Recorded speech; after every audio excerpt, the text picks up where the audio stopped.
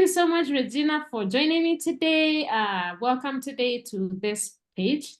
I just wanted to be able to talk to my friends and your friends as well, because once you step in my page, we are all family. Yeah. And I am really glad to have you today. And I'm going to let you introduce yourself. But I just want to say how we met. We met through a group that we did a cohort of a coaching program a few weeks ago, and it's called Profit in Purpose Academy. Am I right? Right? And she is just a dear girl to me, and I really appreciate her. She has a wealth of knowledge about emotional intelligence. And today we are discussing about emotional intelligence and its part in losing weight, health, and all things just wellness. But before we begin, I just want to let her introduce herself and say all the good things that God has enabled her to do and used her to do, or just say whatever she's led to say about herself. Welcome, Regina. Thank you. Thank you, Naomi. I'm Regina. And so essentially what I do is spark joy by helping people leverage the power of emotional intelligence. And I really hold on and I hold dear to that spark joy because it really has done that for me. And I have seen it do that for other people where you learn to manage your emotions and those are the people around you to really lead a more peaceful life in every area of your life. And truthfully, it is in the word of God. Like using this emotional intelligence to some degree, you will be renewing your mind by doing this. And you're using self-control. So I don't want to get into it too much before we just start having this discussion, but it is definitely in the word of God for sure.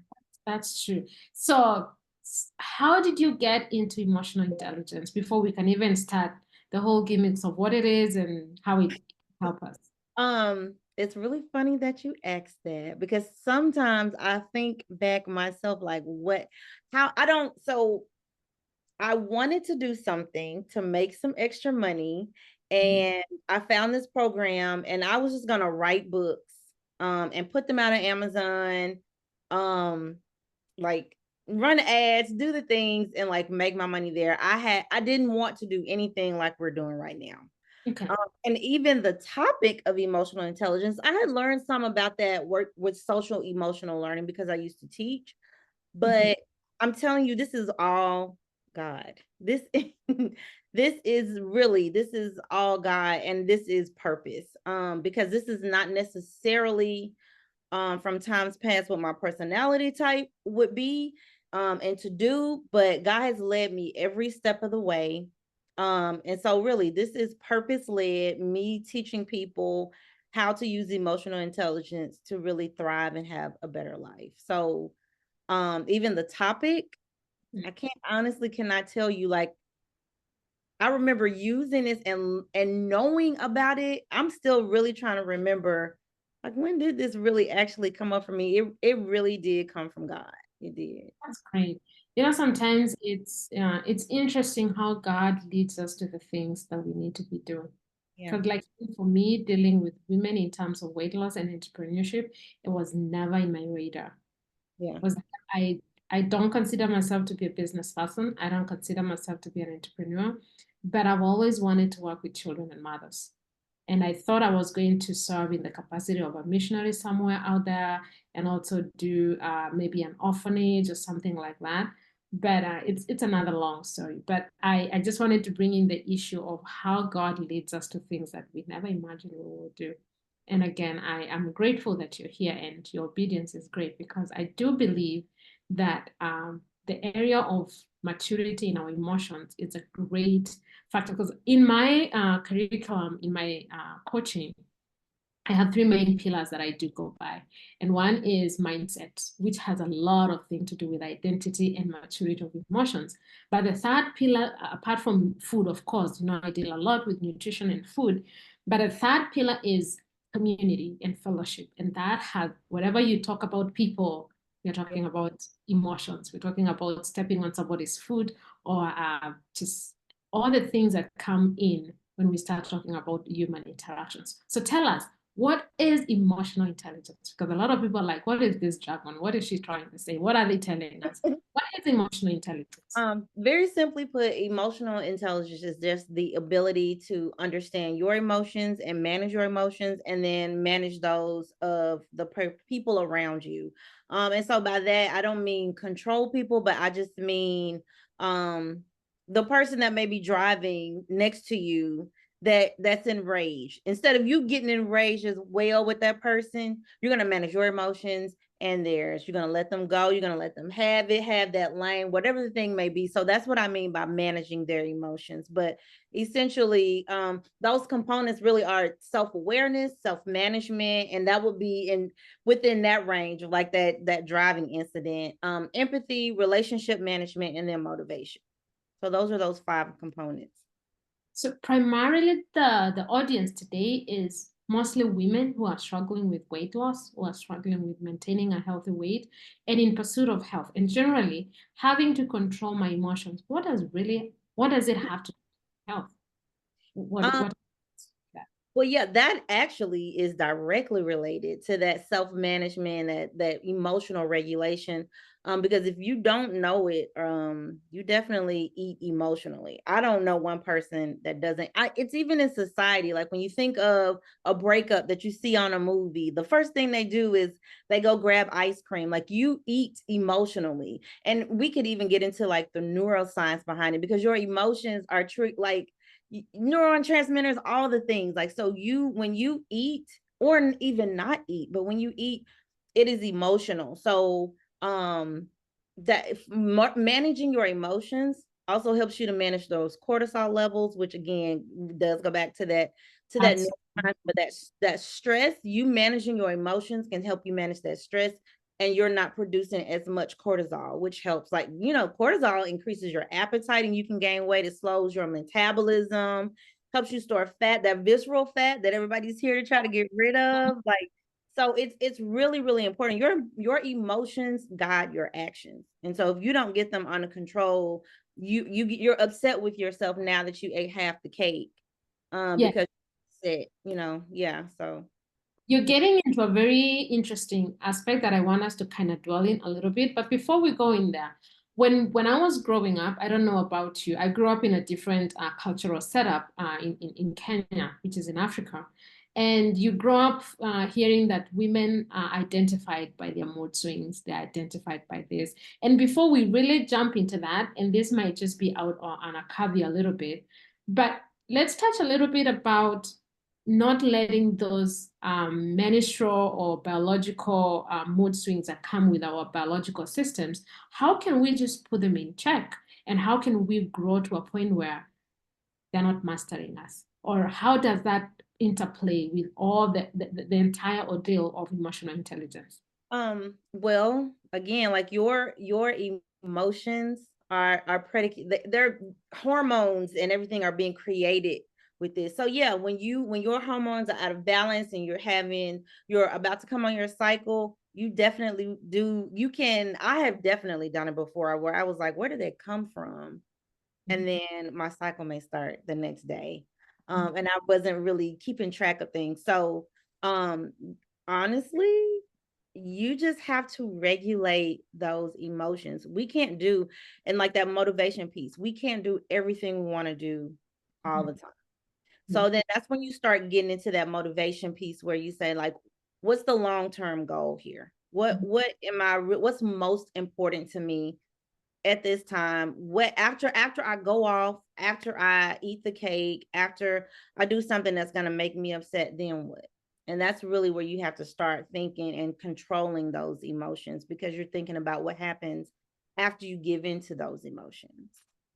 So just to be cutthroat, you want to tell me there's hope in somebody who feels like this is just who I am. I can't control myself. There is hope, right? Yes, because that was me. Like that was me. I used to I mean, we can just stick to eating. Um I had a really stressful job. I had a lot of stuff put on me. And so what I noticed I started doing was going to get something to eat after work. And I specifically remember saying, like that is what I can control, because I had kids being rude to me, like throwing chairs, kicking, and I did not get the support that I needed. And so I had to restrain myself. That's me managing my emotions and their emotions. So when I left work, I didn't want to restrain myself. I wanted to go get something that I wanted. And most of the times that was something that I didn't need to eat. And so I gained weight. So um you and I did. I had to start using self-control regardless of what my day looked. Yeah. And I think going back to the spiritual aspect of it, the Bible says self-control is a fruit of the spirit. And I think I like I always tell ladies when we are dealing with specifically the weight loss issue is there's nothing that is too small or too big or too earthly, which is outside the realm of prayer. Right. Like it's something we can bring into obedience to God's word by just praying about it. Because again, when we flare out and go off and let the emotions really go out of control, what we are doing is we are going on a tangent that eventually is going to lead us into things that we're going to be regretting and asking ourselves, how did I even get here? So I think it is, there's hope. There's hope to somebody who is like, this is just who I am, and I have justified myself. And then you've led yourself, or we've led ourselves to be in a place where we are not community ready. We are not relatable to other people. We are left alone. We do not have the support, or we are just in a corner, and then we end up what people may call the grumpy old somebody somewhere. I know it's not a good term, but it gives the picture of when we let our emotions go out of control, how that can, and nothing is really outside the realm of prayer. But now, the topic of emotional eating, how does, how can somebody who is really wanting to lower those cortisol levels, somebody who is really wanting to put themselves in check, how did that this to the emotional part of it and controlling it, how does it lead, like how do you controlling yourself and mastering yourself lead you to now mastering your emotional eating? How can you tie those two? And I know you've touched a little bit about it, but just make it a little bit clear for somebody who's like, how do I marry these two? And how do I just bring this plate here to be able to control my emotional eating? So one thing you can do is like look out for triggers and even make a plan for triggers. So if just like you said, like going back to saying, well, this is just how I am. Like I love this fruit cake that they get on birthdays at work. And it doesn't matter that I'm trying to eat a certain amount of calories a day. I love this cake. I'm gonna get it. I'm just gonna work it off when I go exercise. That's a trigger. So that's number one, is like being self-aware and knowing what triggers you. Um and then making a plan for that. So one great thing to do is to either say them out loud, give voice to how you're feeling, or write them down. Write down how you're feeling in that moment, because sometimes the emotion doesn't always have to be a bad emotion. Sometimes it's a good emotion. And I don't want to say bad and good, because your emotion is your emotion, but I'm just saying, like, it could be that this cake really reminds me of my grandma, and really good time making this cake, and when I see this cake, I want to eat it. It brings up a happy feeling for you, but again, you have a goal. So if you take time to write about how you're feeling, write about that good memory that you had, and how you even miss her, because that food is comforting you. And even going back to what you were saying about the word of God, you want God to do that. Even quoting scriptures, I know that I have an affirmation that I say for to help me work out and to help me eat. But I can do all things through Christ. And so now when I exercise, it's a lot better. But at first, yeah, I was quoting that a lot, because Yeah. I need him to help me. He cares about what I care about, and he most definitely cares about your body. It is your job. It's a temple that he gave you, and it's your job to keep it. So all of this is not just about it is about your health, but it's not just about that. It is about the way you look, but it's not just about that. It's a body that God gave you that you have a responsibility to use discipline to take care of. So yeah, like you That go ahead. Go ahead now. I was saying that reminds me of a conversation I had with my daughter the other day, and we were talking about how Satan doesn't like our human bodies, and he's out to do anything and everything to destroy us because he cannot have a body. Yeah. The reason why Christ came in the form of a body is God has put in the law that for the operations of the earth to happen, there needs to be a human body. Mhm. And that's why Christ took the form of flesh so that he can come and deliver us. But because the devil cannot have that gift, and we have that dominion, he wants to destroy us by all means. Yeah. And the area of food, health, fitness is one of the areas that the devil really comes in to just let us go out of tangent and believe that, oh, it is me, it is my body, I can do whatever I want to do, and I'm just going to do whatever suits me. But then what you bring in to remember that our bodies are not our own, and to remember they're precious gifts that even the cosmic is fighting to have it. We are blessed to have those bodies. And it reminds me of one scripture that Paul talks about, where if we are competing, then we have to compete to win. And that tells me, like, if you look at the athlete, I don't know if you played any sports. I used to play soccer when I was younger, and there's a rule that you have to follow. There's a certain way you have to exercise. There's a certain way you have to put your body under discipline to be able to practice for that sport. And it's the same thing with our emotions, because they're good. The emotions, they communicate things to us. They communicate things that we need to dig out, things we need to address, things we need to follow more. So I don't think really, like you're saying, it's not about bad or good, but it's about addressing the root causes of whatever the emotions that are coming. If it's a good thing, then we want to pursue it, but pursue it with the boundaries that it exudes, and boundaries that are required. So I really like that. And the trigger part, I really do like the idea of noting and learning, because a lot of it we do in our coaching, in the academy, we look at what is it that your body is like, learning your body. What is it communicating to you? What is your brain communicating? And I'm so fascinated by what you brought up, the neuroplasticity and the neuro development and all those things. Touch a little bit about what happens when we practice this, writing these things down and trying to work on them, and how, just a little bit about, I'm fascinated by neuroplasticity. I don't know much about it, but it's something that really fascinates me. Talk about behavior change and building those self-control muscles through that power of neuroplasticity. Yes.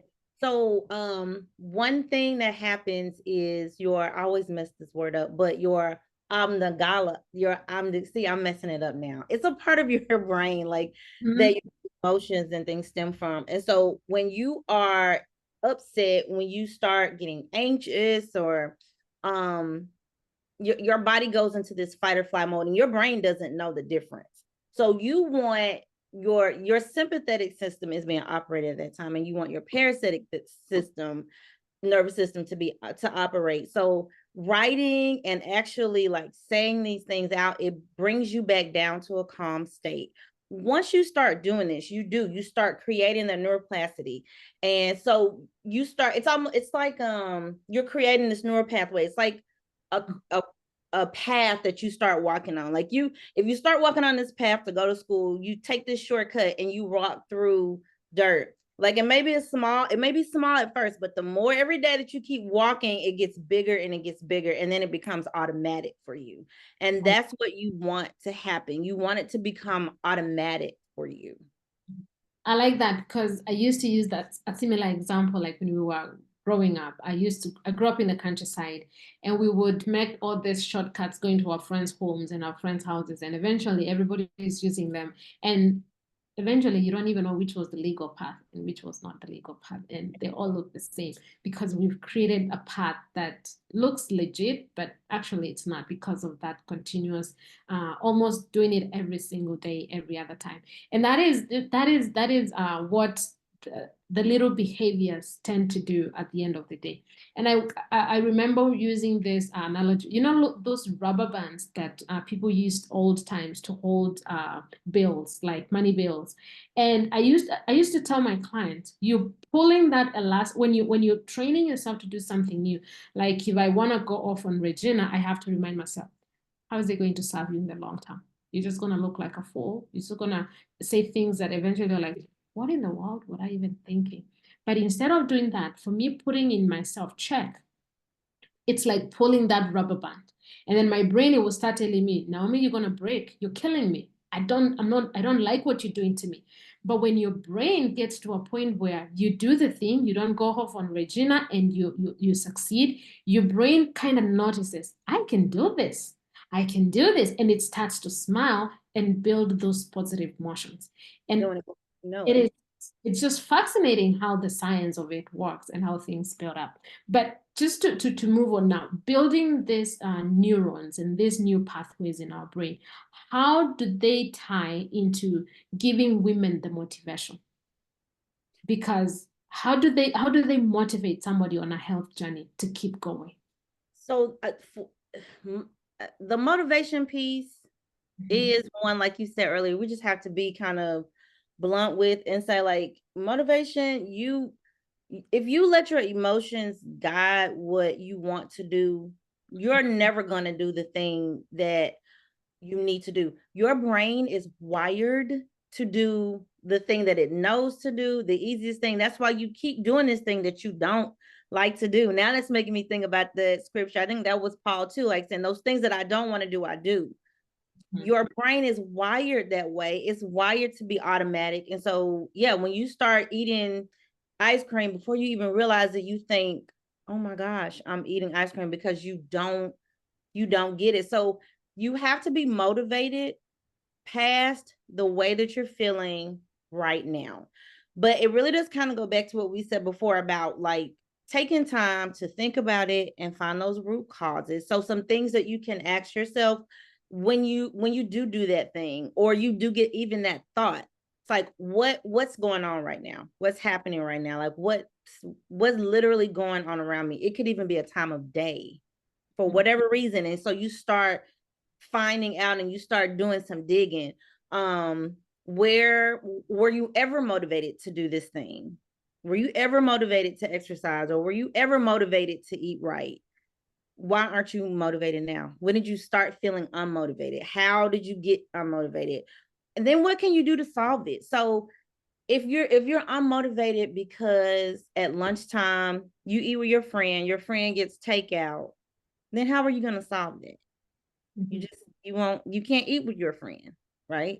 That may be like, maybe even for like 2 or 3 weeks you can't eat with your friend, and after a while you're like, it's okay, it's cool, like because you are building that neuroplasticity. So now you have this neural pathway, and it's like, I have a goal. And it could be that because you've been eating right, now you see the difference. So now you're getting more motivated to stay on track. Another really important part is knowing whether you are intrinsically or extrinsically motivated. Yes. Yeah. So then also, like, taking that into consideration and seeing how you can reward yourself, because your reward could be as simple as you getting up dancing to your favorite song, after lunch before you go back to your desk, because you're proud of yourself for sticking to what you're supposed to do. So really that motivation piece is thinking past your moment now. Yeah. What I'm hearing from you is that self-awareness is a huge thing. It's a huge part of it. Knowing, and also I think it ties to being honest with yourself. Yeah. I can lie to you, but I can never lie to myself. Right. Because if I am working on this thing, I'm working on this part of my emotions or this goal that I'm working on, and I keep failing every time, 90 times out of 100, I know why. Yeah. But sometimes we tend to behave like, I don't know why I can't succeed in this thing. I don't know why. But most of the time we are failing to come into face to face with the truth of what we know. Yeah. And I had somebody say, it was a preaching, and she was saying, you cannot overcome that which you embrace. Yeah. And I think we have to come to a point where I need to stabilize. I used to be a very roller coaster girl. I'm not saying I'm 100 like Paul. I don't think I'm where I want to be sometimes. And especially when you have kids, they push those buttons and you're like, and being a single parent, you have to be, one of the things is you have to be the bad parent and the good parent, for lack of better words to use, because you have to be the disciplinarian, but you have to be the comforter at the same time. So for me, it's really stretching me to the point where coming from that point of being the tough, and I don't have a poker face. When something is out, my kids will know, but also leveling it to know I am not doing this because I'm mad at you. I'm leveling to know this is necessary. We need to fix this part, but it's this love that is bringing everything. And it's not an easy thing. Talk about, and I'm hearing you saying self-awareness. I'm hearing you say, and I'm adding in the aspect of honesty. You have to be honest. You have to be true. You have to be true to what is, and be objective. You cannot be subjective all the time. You have to be objective and know, Naomi, this is the reasons, and this is how your body is reacting, and this is why it's reacting the way it's reacting. Only 10% probably we will need somebody else to be like, I think this is why it's happening. But 9%, I think if we were honest, we will know why we react to the things we react to. And talk about the easiness or the difficulty or the challenge of maintaining that consistency in building that motivation, because we have to build the motivation by ourselves at the end of the day. Yeah. I think like before, it's getting honest and transparent with yourself. That's one thing I say in my book. Like, you're the person that you're gonna be with forever. So why lie to yourself?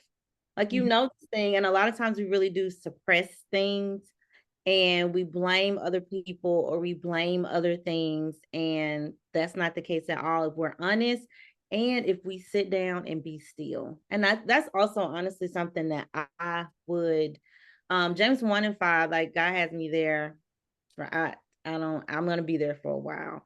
But in James 1 and 2, but James 1:5 basically tells you to ask for wisdom, and he gives it generously.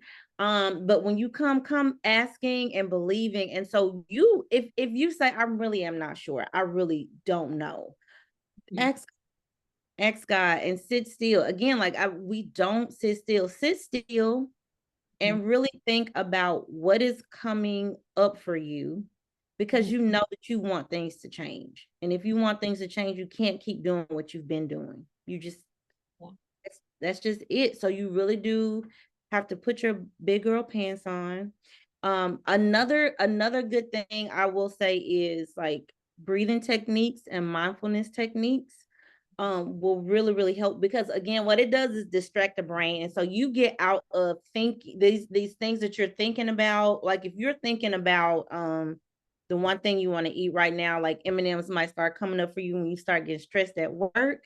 But then even writing about the fact that you want them, what's making me want these things, like, taking time to be mindful and to be in the moment and to distract your brain in that moment, you really will stop craving those things in that moment. But you have to just do the hard thing. You really do. You have to do the hard thing, and then find those intrinsic and extrinsic things that motivate you. So sometimes, like, maybe having yogurt raisins is like a good substitute for the raisinets that you like. I really like raisinets.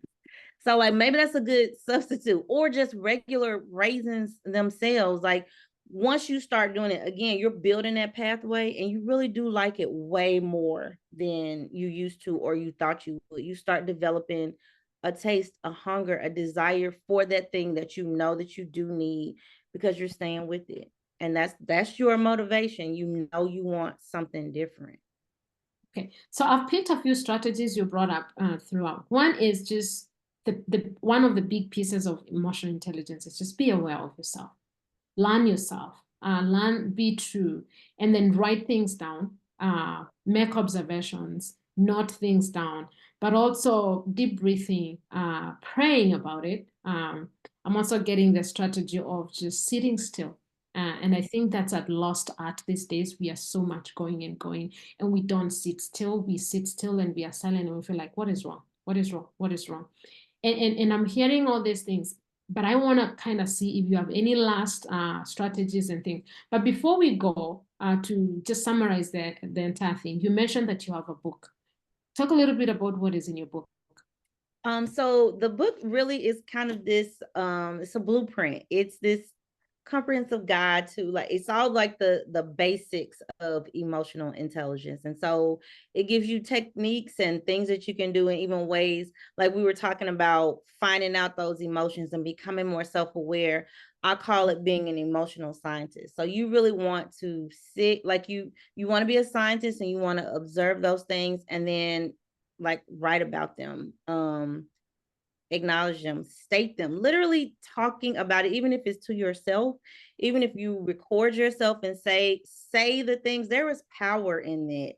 So, and again, that is also in the word, but there is power in just saying, like, I'm really upset right now, I'm really angry. Also, having an emotion wheel helps with that too. But like, we just talks about all of those different things, the self-awareness, the self-management, social skills, the motivation, because managing other people's emotions, you do have to have those social skills. And it goes back to saying, like, I'm just like this. I said that too. And now I'm the person that smiles at random people in the store. Like, I wouldn't do that, just because in my mind, I don't know them. It's stranger danger. But again, I'm reframing and I'm rewiring my brain. And so now I really do it, even when I'm not trying to, because now it's more automatic for me. So Yeah. it just deals with all of those components. Very quick read, easy read. Yeah. And that is what we are trying to look for, where we are getting to that thing where we call unconsciously competent in managing our emotions. And there's one specific part, because I'm huge on community in whatever things, because I do believe really we cannot live in this world alone and by ourselves, no matter how we try, no matter how we try to classify ourselves as, oh, I am what do we call ourselves when we are quiet and we don't want to interact with people? I'm an introvert. I don't want to interact. But touch a little bit on the humility that comes with submitting our emotions to be trained by others. Yes. I can talk a lot about that. You really do have to humble yourself. I'm gonna tell you one really big thing for me that I had to do, that I'm still doing, is I have to humble myself to do the thing with people who aren't used to me doing it. So when you start acknowledging your emotions, you become more self-aware. It's really easy to do all those things with people that don't know you. But the people that know you, have known you all your life, and say, you smiling? Like, I really have people say that to me, and I'm like, okay, now y'all have seen me smile. Even if other people haven't, you've definitely seen me smile. Like, people will let you know what they've been thinking about you throughout this process and this transformation. But you still have to stay strong and do the thing. And again, your brain is wired to go to that thing that you know and that you're used to doing. And so I've caught myself even having to change my demeanor around my family and stuff, because I'm used to doing that way. So it's a conscious decision that you have to make, to humble yourself, to learn, but also to allow that learning and implement that learning, and let it take place with people that know you, that may say some things that may even hurt your feelings. But eventually they're going to do the same thing that you've done, and they're going to get used to, it's going to be automatic for them to see you in this way. So stay humble if you really want this change to stick in your life. Yeah, because I feel like a lot of people, we don't progress, and especially around people who have known us in the times where we were like really not very approachable or not really managing our emotions well, and we want to maintain that facade of, oh, I'm okay, I'm strong, I'm good, and we don't want to swallow that pill of hearing people say, oh, you do smile, oh, you do, or you can do this, and sometimes people will be sarcastic about it, and that's what I wanted us to bring to know, that the journey is not going to be just roses. Yeah. In a rose bush, there's going to be a lot of thorns. And some people will, and again, the devil, our adversary, is not asleep, because he wants you to go back to where you've been, and in the dump that you've been bondage for so long. He want to be able to say all these sarcastic things and be able to pull you back.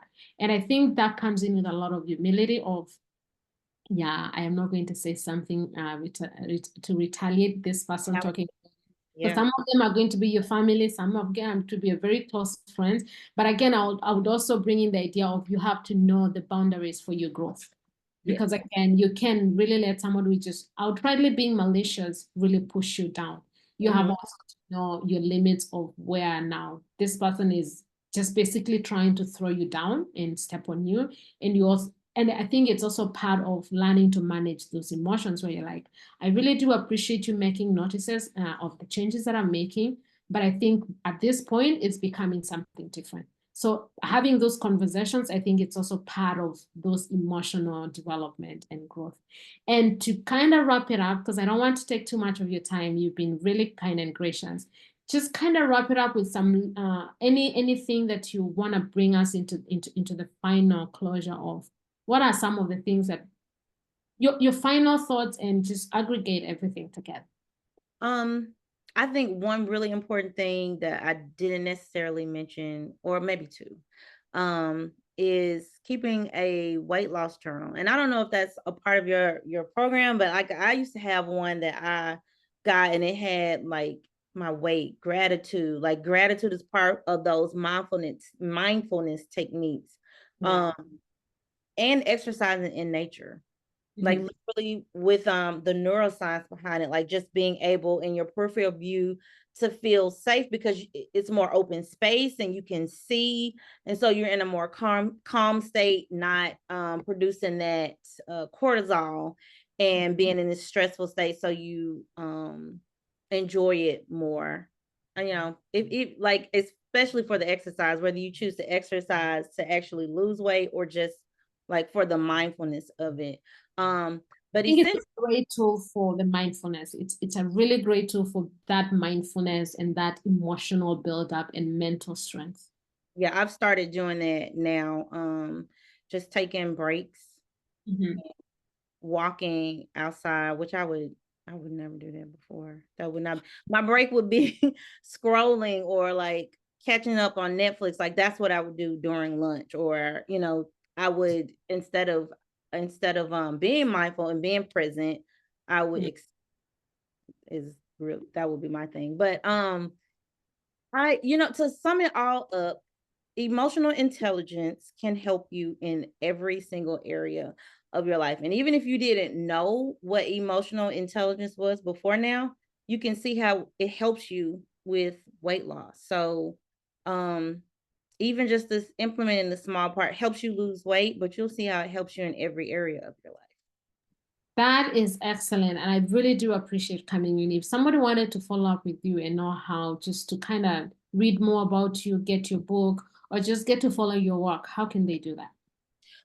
You can find out more about the book at Regina, Arjanelle at regina.com, or on Amazon. The name of the book is Leveraging Emotional Intelligence. I would absolutely love if you follow me on LinkedIn because I'm growing my following there. So just look me up, Regina Atkins. I would love to connect and even love to help you implement this to help you in the workplace. Yes. So I am going to tag her below on this video, and then you can be able to follow her and see her work on LinkedIn or just get to her book. And again, I really do appreciate you guys being on this platform. It's a huge part, making those mental muscles and those emotional muscles just grow. And I do believe that they come in handy even in spreading the gospel. They come in handy in just making friendship in general, and not forgetting that fellowship and community is a big part of what we do here in terms of faith and food in losing weight. So thank you so much, Regina. I really do appreciate you coming in. And my kids are starting to pop in. Probably are telling me it's time to go, but I'm really thankful. Thank you so much. And I really do appreciate it. And God bless you for being here with us today. Thank you for having me, Naomi. Thank you.